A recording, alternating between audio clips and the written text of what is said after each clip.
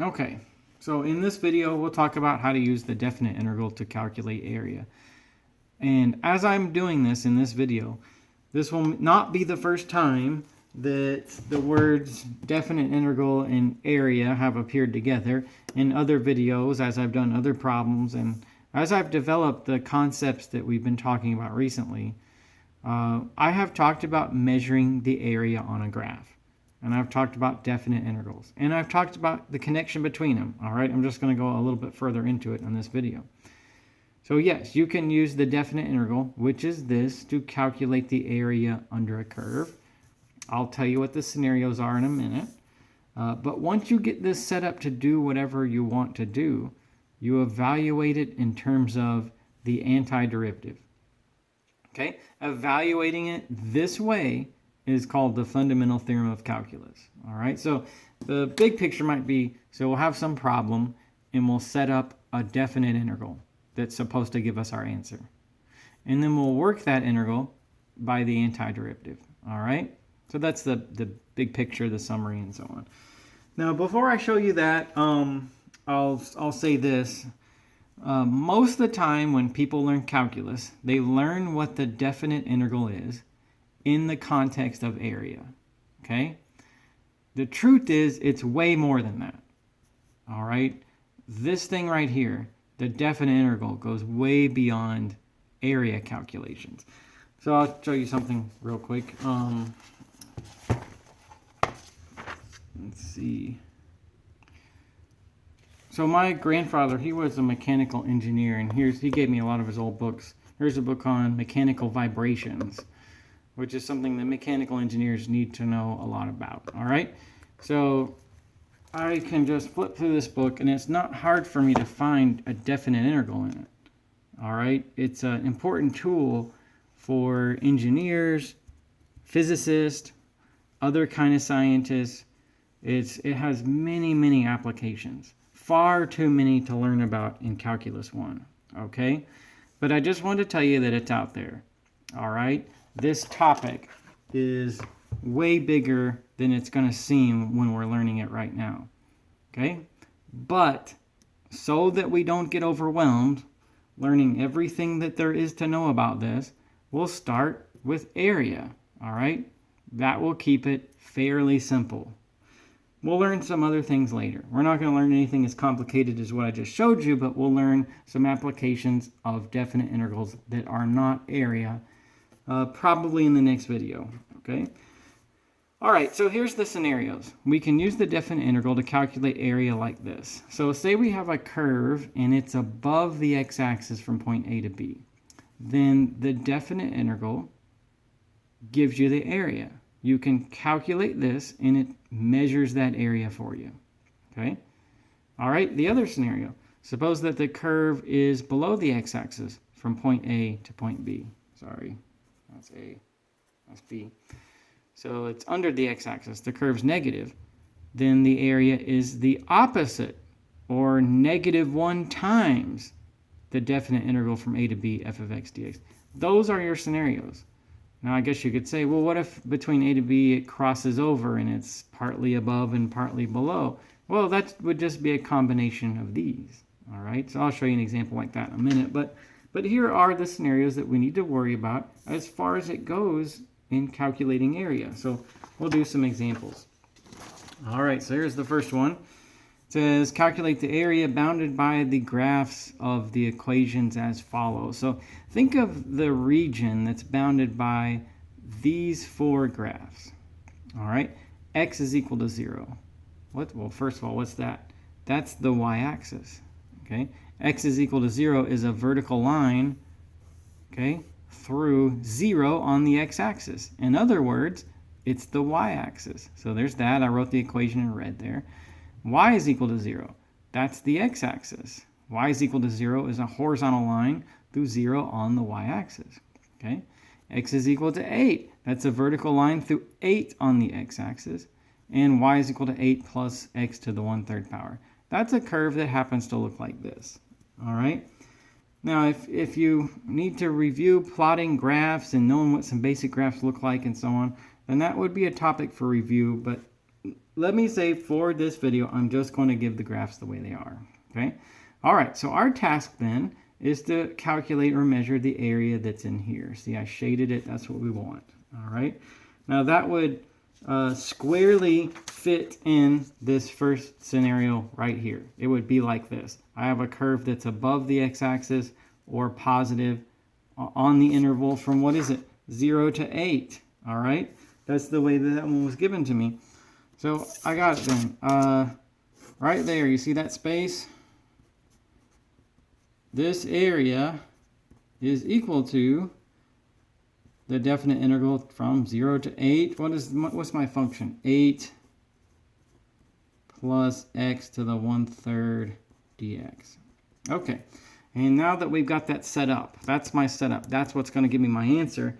What is my answer? Well, you get that by using the fundamental theorem of calculus, which requires that I find the antiderivative. So we should have spent a lot of time learning about that already. Okay, so you should know how to get this. If you don't, we can always talk about it, we can always review, but just for the purpose of this video, just to focus on one particular thing, I'm gonna assume that you know how to get that, and then you can always ask me about it if you can't, all right? But the antiderivative of 8 plus x to the 1/3 power is 8x plus, let's see, 3/4 x to the 4/3 power. Okay, so there's my antiderivative, and my limits of integration are 0 to 8. Here's what I do. First, I put 8 into this. If I put 8 into it, 8 times 8 is 64. And then 8 to the 3/4 power, so 3rd root of 8 is 2 to the 4th power, 16. 16 divided by 4 is 4 times 3 is 12. Okay, so 8 gives me 64 and 12. And then I subtract what this gives me with 0 input. Well, that would just be 0. Okay, so I'll get 64 plus 12, and that's 76. So my area is 76. Or I could say, like, if this was 8 feet, say like we had a graph, or a fairly big graph, I guess in this case, and I said 1 foot, 2 foot, I walked over to 8 feet, and then I had this curve, and all the points over here were by feet, all right? So every distance measurement is by feet. Then all I'm saying is this is 76 square feet, all right? Or whatever your units are, right? I'm just using feet for an example. But that number has units and its area. Okay? All right. So hopefully this one fairly straightforward. I want to do another one that was a little bit more of a challenge. Let's look at this one. It says calculate the area bounded by the graphs of the equations that are given. What's the area bounded by the parabola, the curve y is equal to x squared plus 2x, y is equal to 0, x is equal to 0, x is equal to -4. Well, again, I've labeled everything in red. So what is the space contained by these 4 things? Here's the parabola. Y is x squared plus 2x. Y is equal to 0 is the x-axis. Okay. And then x is equal to 0 is the y-axis. And then x is equal to -4 is this vertical line. So the space contained by those things is this. All right, so I shaded it. I'm tracing it out right now. It's the area contained by those 4 things. All right, so let's agree about that. Now I see that part of this is above the x-axis and part of it's below. And didn't I tell you that the way you set up an integral to find the area on a graph depends on if that curve is above or below the x-axis from the beginning point to the end point. Okay? All right. So sure, it does say that. We talked about that. Another thing, though, is that part of this is above and part of this is below. So let's break our work down like this. Okay? So I have to use a few things together. Let's call this right here, let's call that region A. And let's call this right here, let's call that region B. Then my answer is A plus B. However big A is plus however big B is, That's the area of that entire shaded space. All right, how do you find A and B? Well, all right. A, isn't the curve above the x-axis from -4 to 2? -2 happens to be the y-intercept, one of the y-intercepts. And the curve is positive there. All right. Oh, what if you didn't have the graph? Well, you'll have to either know that the curve was positive here, or you have to sketch it real quick to figure it out. All right. Now, but how you come to that conclusion, if we can agree that yes, this curve is above the x-axis from -4 to 0, this will tell you the area of region A. -4, 0, what's our curve? What's this? Okay, x squared plus 2x dx. Okay, then we'll work that out, and that'll be the measurement for area A. Okay, what about B? Region B, how big is that? Well, so it did say in that other thing I told you that if the curve was below the x-axis from beginning to end, then the area is the opposite or the negative of your definite integral. Okay, see? All right. So region B then, here's its area. It's going to be, let's do this. I could write negative, but it might be easier just to write the word opposite. Opposite of is the integral from, where's the -2 to 0, okay? -2 to 0. X squared plus 2x dx. All right, see how it works? See how the setup works. All right, region A, region B. Two different regions, different characteristics. This one's above, that one's below. Here's A, here's B. Now we just have to do the work. All right, so would you do this now that you have it set up? All right, well, so this, like any of these, any definite integral, once I have it set up, I can do by the fundamental theorem of calculus, which requires the antiderivative. So that's x to the third power over 3 plus x squared. Okay, there's my antiderivative of x squared plus 2x. Take from -4 to 0. I'll get 0 minus, what's -4 going to give me? -64 over 3 plus 16. All right. So I will get 64 over 3 minus 16. I take 0 minus all that. All right. So, okay. I hate it when this happens. This is so frustrating. All right. I don't really know how to edit videos. I would just start this over. Okay, so I'm going to have to compose myself and not get upset. But I should have said about A that that's from -4 to -2. All right. Yes, region A does not go past -2. So that should have been -4 to -2. This should have been, again, -4 to -2. All this, okay, this time for real. So, okay, -4, -2. That's region A, or -4, -2. There's my antiderivative. All right, put -2 in. So I get -8/3, -2 to the third power plus 4. And then minus, I'll put 4 in, I'll get -64 over 3 plus 16. All right. So I'm going to get out of that 60. So this will be positive 64/3 minus 8/3. Okay, so I'll put 56/3.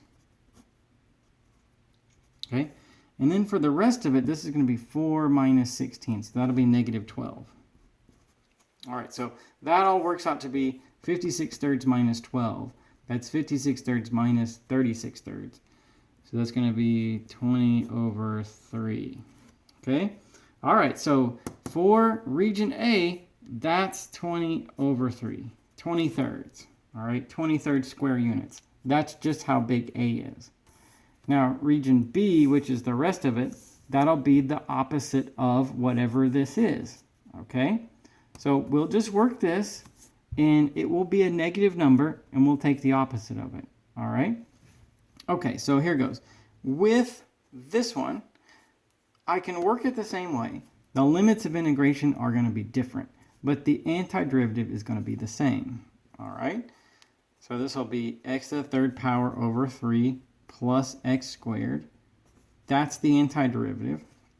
And then my bounds are -2 to 0. All right? So when I put 0 in first, I get 0. Then I put -2 in next. I'll get -8/3 plus 4. So this will turn out to be 8/3 minus 4, which is -4/3. Let's see, 8/3 minus 12/3. -4/3. So region B, its area, its measurement is 4/3 square units. All right. So I had A and B. I envisioned that part of my graph was above, part of it was below. I set up definite integrals to measure the area of each one of them. And I know that the grand total shaded area is going to be their sum. All right. So it's going to be 20/3 plus 4/3. That's 24/3. Or 8. Okay. 8 units of area. All right. Now, it's like this is a weird sort of shape, but it's like what we're saying here is it's 8 square units big. It's like it's the same size as a 1x8 rectangle, but obviously a different shape. Same size as a 1x8 rectangle, very different shape. But that's what we mean when we give that number and say that it's area. It's 8 square feet, it's 8 square inches, it's something like that. Okay, all right. So that's both scenarios that I told you that we would have. All right. In either case, you know that the definite integral can measure the area on a graph, but we have our two scenarios that we have to think of as being different. We have to set up our problem accordingly. All right. And this problem just happened to have both of them.